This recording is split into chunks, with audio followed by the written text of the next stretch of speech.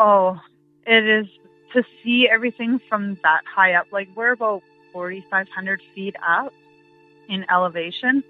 So to look out and just see all that is just, it's amazing. It blew my mind the first time I went. I was like, I knew this would be cool, but I didn't expect it to be that.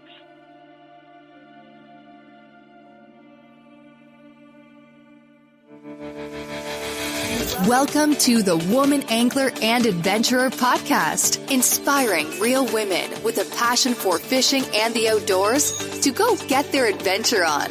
Now, here's your fearless host, Angie Scott. All right, everyone, welcome to this episode of the Woman Angler and Adventurer podcast. I'm super excited to introduce you to my guest today, Brenda Markham from White Bear Fly Fishing. There's a lodge up in British Columbia, Canada, and she's going to tell you all about the lodge and some exciting things they have to offer. And hopefully we can get a trip together for some of you listeners to head up that way and experience some of these amazing adventures. So Brenda, welcome to the show. Thank you. I'm happy to be here. Yeah, so first, before we get into all this stuff about the opportunities up that way, from what I understand, it's absolutely pristine, amazing fishing up that way. But before we get into that, I just wanted to give you an opportunity to fill listeners in a little bit on your background and how you ended up at White Bear Fly Fishing Lodge. Well, I'm an Alberta girl, and my husband started guiding up in Terrace, and then that's what brought me to Terrace. It's because he started guiding, and then for another outfit, and then we decided that wasn't working out for us, and we wanted to go on our own, so we did, and we spent a couple years just doing it on our own, and then we were presented last year we were presented with the opportunity to get the lodge, and of course we took it because why not, right? Right, absolutely. And yeah, so and now we've been in the lodge for a year, and of course with COVID it's been tough, but things are picking up now, and next year is a brand new year, and I was just trying to think of how, besides the fishing, what else could I do to bring people up to this beautiful place and what we have to offer. And I love the outdoors, and I hike a lot. So I thought, why don't I do like an adventure package or something and then I started the heli snowshoeing, and I was like, well, how can I get people to do that too? Because I just love the outdoors, and I'd rather be outdoors than indoors. And right. So to back up just a little bit before we start getting into that, so when growing up in Alberta, were you always an outdoors person? Yes, although my options in Alberta were not as nice as here. I grew up in a small town. To get to any mountains, it was like a 3-4 hour drive. And to go fishing, it was 2-3-4 hour drive to get to any stream to fish. So it was, in that sense, coming up here, it was like everything was more like maybe an hour tops. Mm-hmm. You would drive to like another river, even though there's a river like right in town, you have more options within the hour driving.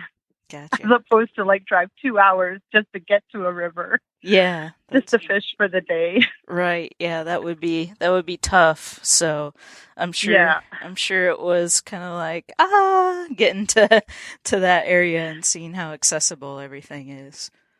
Yeah.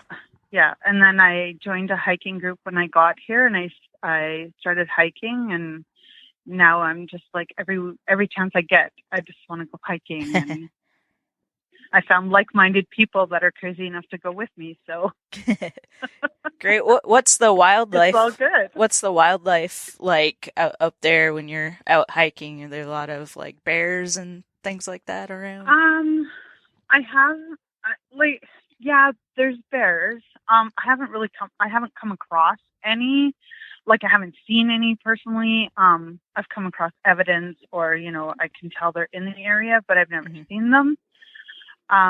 Mostly for wildlife, it's bears up here. I've seen, a moose or two and some deer, but the other day we had like a big mama grizzly and 3 cubs on our lawn, so we decided to encourage them to move along. As much as I want you to mow my lawn, right? I don't really want you on my property. Yeah. But yeah, the lodge is about 20 minutes out of Terrace. And it's nestled on about 7 acres of treed land, and it's a nice cedar lodge. Yeah, nice. Well, when we first got introduced to each other, I think, if I recall, I had made some post in the Woman Angler and Adventurer Facebook group about trying to see if there's anyone in the group who maybe had experience living in an RV full time, because I was thinking about doing some sort of episode centered around that. I had a couple Mortons on the Move featured on the show not too long ago, where they did a big trip in their truck camper up to Alaska and the Arctic Circle, and kind of inspired me to see if there's more people out there that do stuff like that. And you reached out at the time. You were living full time in an RV, a holiday trailer, before moving into the lodge. So I wanted to touch on that just a little bit, because I think that's so cool. And, it's becoming more and more of a popular thing, I feel like. Maybe it's just because I recently got a truck camper, and now I'm getting introduced to all these people that do it. But it seems like it's growing. A lot more people are choosing that type of lifestyle. But there's definitely some challenges involved with that. Yes, there was.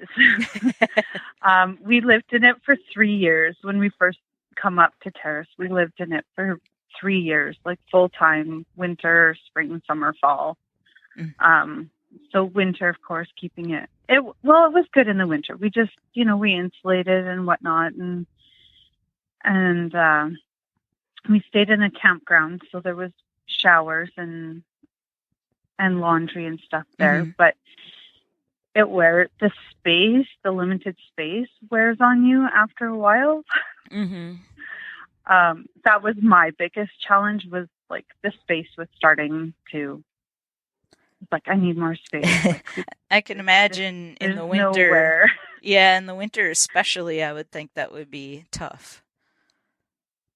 Yeah, because then, so we didn't have water running in it during the winter. So, I would have to go outside and fill a water jug and bring it back in. And then we'd have like a big water jug. That's how we got our water.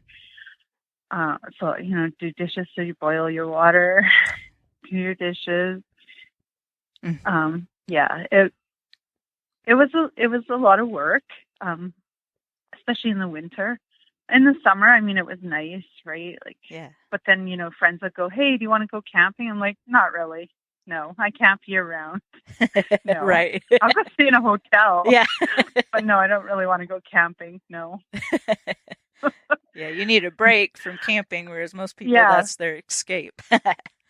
Yeah, unless, it's a tent and we're going floating down a river and we're going to do like an overnight or a couple nights, then yeah, okay, I'm game for that. But no, I just don't want to go to another campground and camp. No. I can totally understand that. Yeah.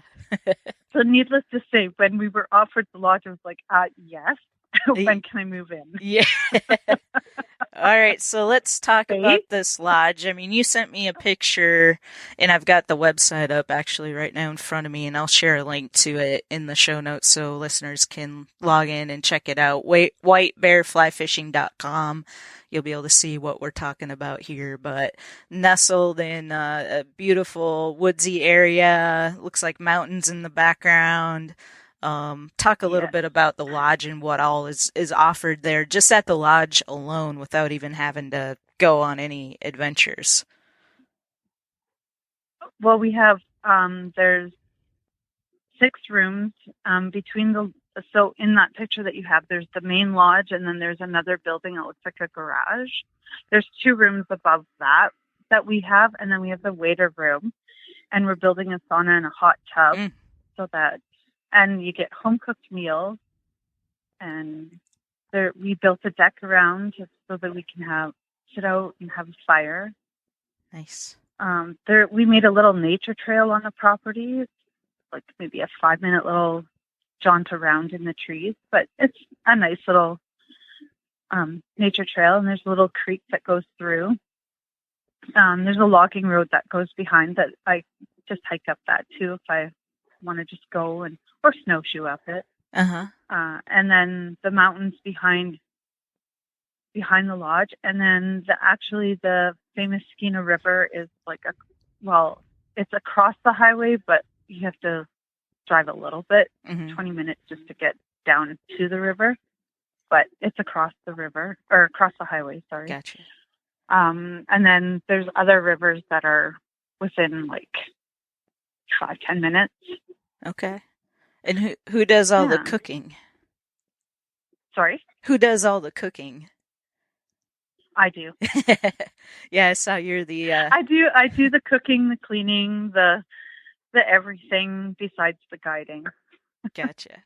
And you have... Who does the guiding? Is that your husband, or...? Yeah, my husband, and then we have assistant guides as well. Great. Awesome. So for this, you've got this 7-day all-inclusive adventure package that the dates are either between March 15th and May 21st, May 22nd and September 30th, and then you've also got September 15th through November 15th, and there's different things that can be offered during those different time frames.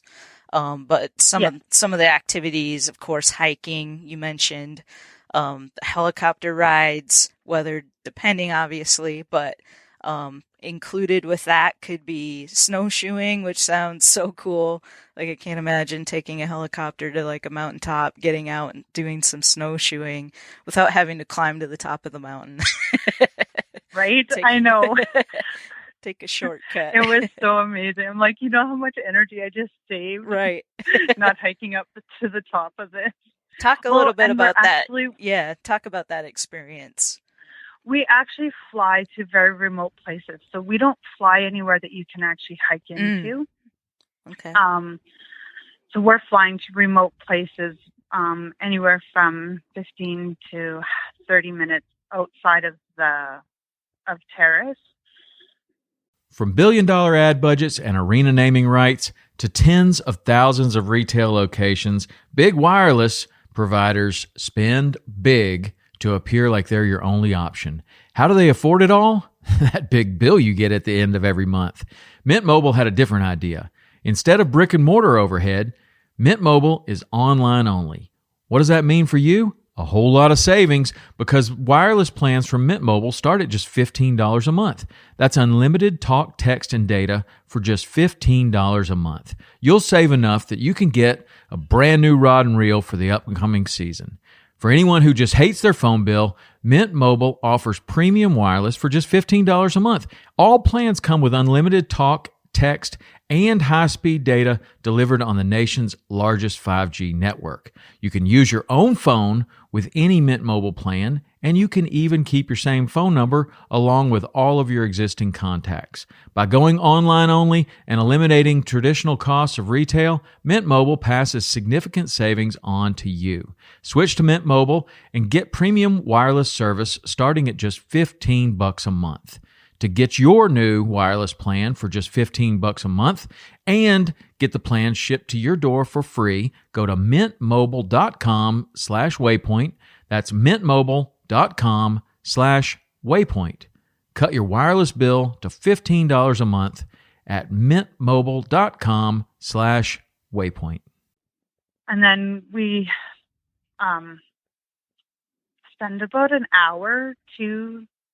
Sometimes depends on the pilot's schedule, if he has anything going on or not. Mm-hmm. But usually about an hour up top at least.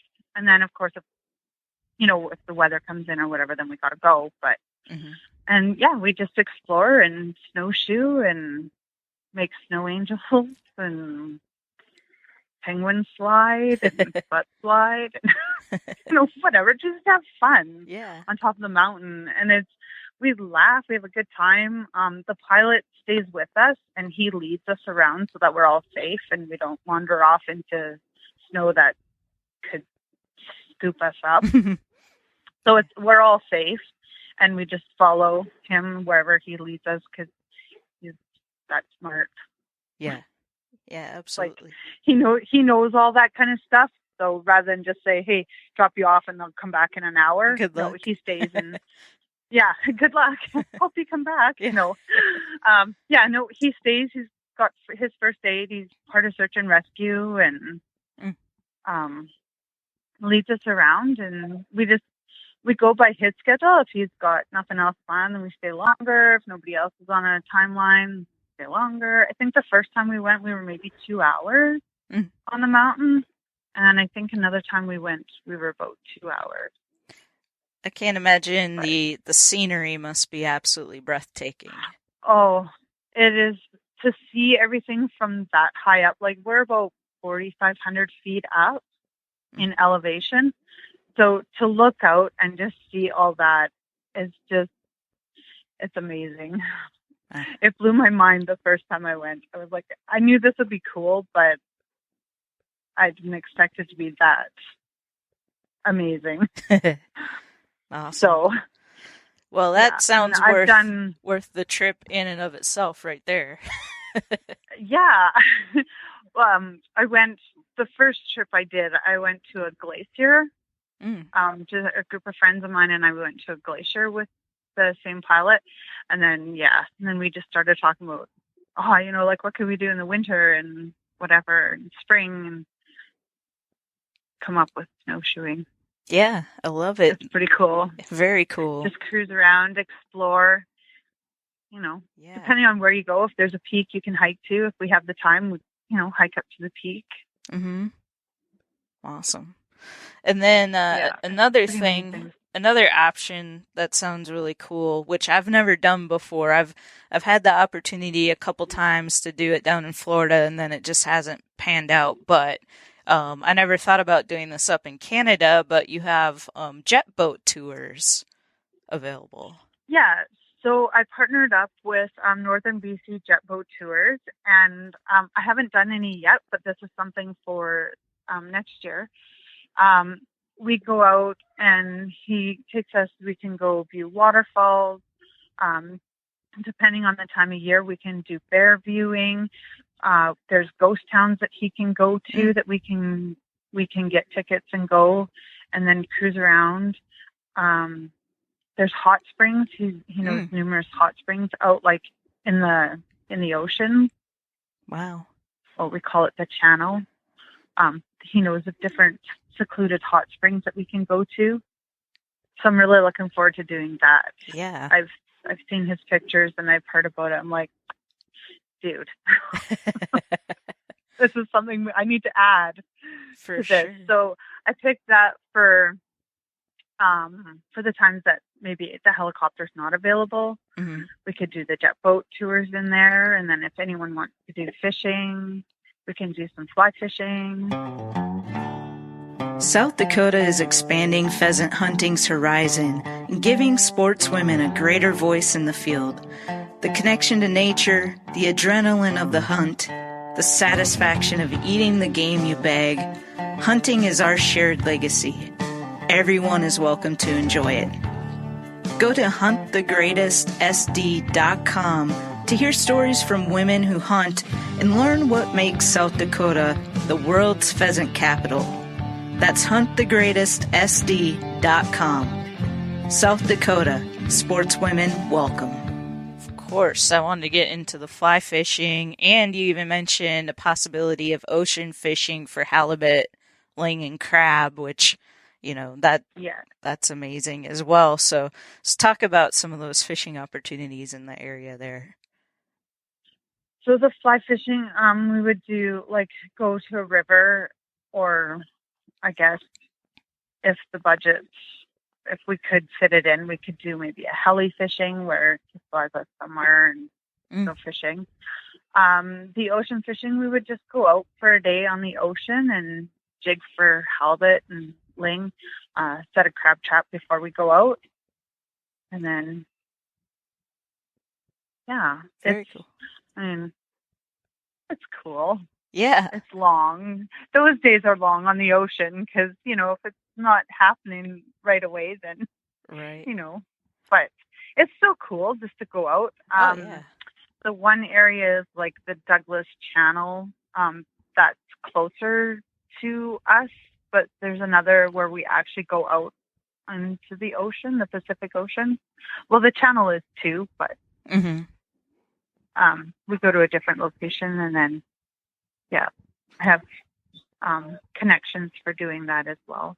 Very cool. I think anybody who doesn't typically get a chance to do that, regardless of how fast the fishing is just going to be in awe of the whole experience. So, yeah. I mean, if you've never done it, I totally recommend doing it at least once. Mm-hmm. Yeah. And then you get to keep your catch and have halibut that night for dinner. Ooh, fresh halibut for dinner. I know. Can't beat that. I have to actually go out this spring because I had a request for halibut, and I'm like, I don't have any more. Well, go get you I fed it to the last time. Yeah. Very cool. Well, that sounds just awful to have to go out and get some halibut. I know, right? Like, oh man, really? I got to go out on the ocean for a day?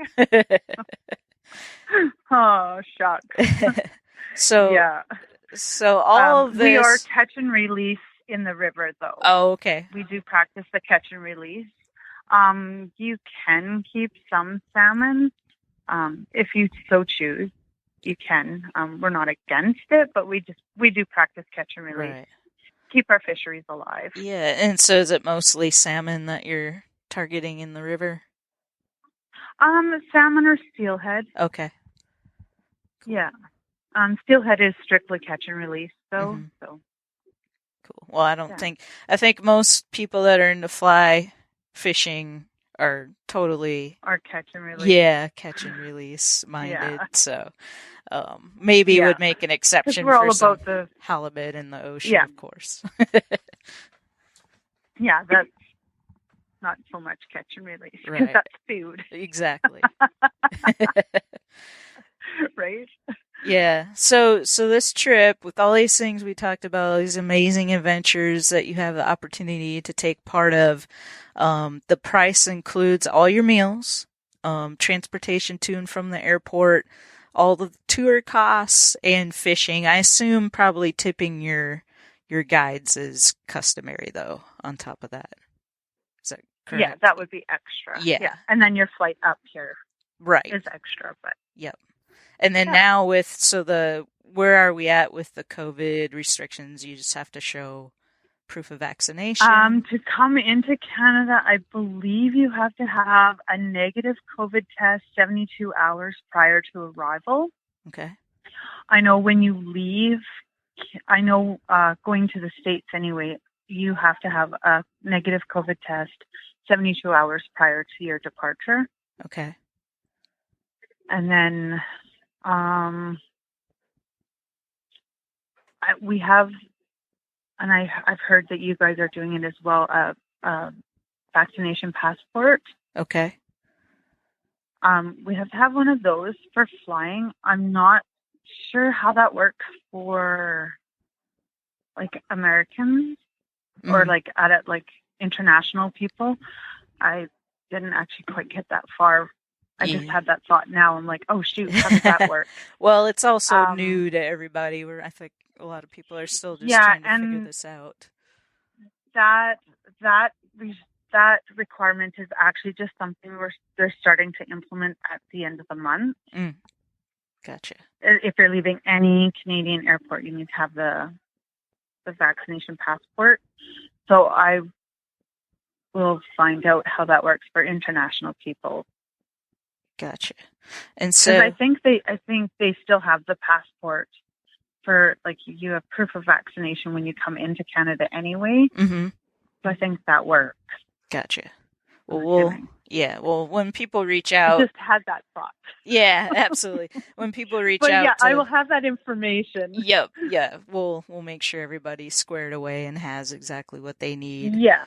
So for sure. per person, the cost for this entire 7-day all-inclusive adventure package, we're looking at $2,124 Canadian, and that includes your tax, and that's based on 3 people minimum, and you can have a maximum up to 6. So that's, I think, very, very reasonable for what we just talked about and all the amazing experiences that you can have. So what do people need to do if they're interested in finding out more and possibly putting together a trip? If they contact me at whitebearflyfishing@gmail.com. Mm-hmm. I'm also on Instagram at guidewife, GUIDEWIFE, and Brenda Markham on Facebook. Or White Bear Fly Fishing on Facebook.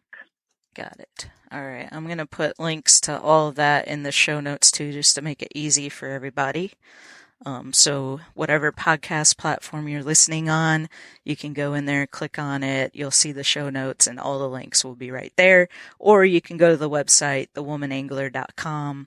You'll see the episode there on the homepage for this and click on that and all the links will be there as well. So we'll make it as easy as possible. I'm also going to share about all of this in the Woman Angler and Adventure Facebook group. So if anyone happens to miss this episode, they can still find the information about the trip opportunities and get in touch with you. So I think it's a great idea and I hope it's a fantastic success.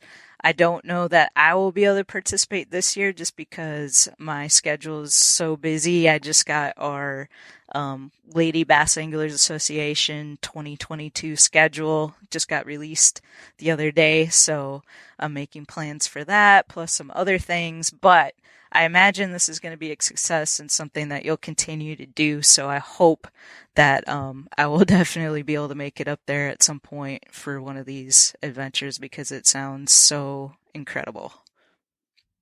I can't wait to host people.